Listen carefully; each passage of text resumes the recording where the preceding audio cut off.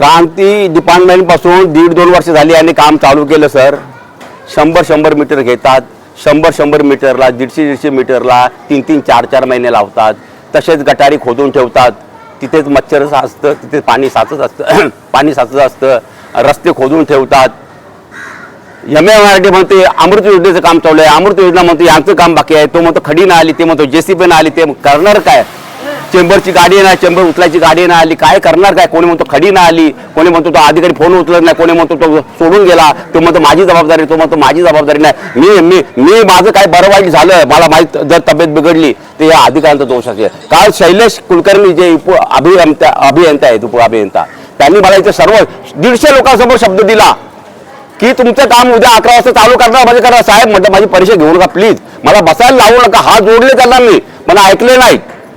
आज ऐकलं नाही. ही माणसं, या माणसाने सकाळपासून मला फोन केले, काय तुमचा शब्द दिला होता तुम्ही, तुमचं काम चालू होणार होते अधिकारी, ते काय करतात अजून?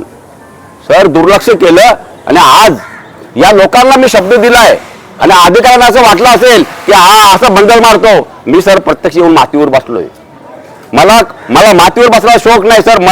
माझी तब्येत पण खराब आहे, पण तरी सुद्धा बसलोय. कारण काय? आता पाऊस येतोय सर, पाऊस येतो. आज नाही भरोसा, उद्या पण भरोसा नाही पावसाचं. 3-3 महिने झाले, 1.5-1.5 वर्ष झालं या लोकांचे धंदे बसल्यात. लोकांना वाहतूक नाही, रिक्षा जात नाही, गाड्या जात नाही, पुढचा वळसा घ्यावा लागतो. लोकांचं बजेट बिघडलं, आखाती युद्ध चालू आहे, LPG गॅस नाही.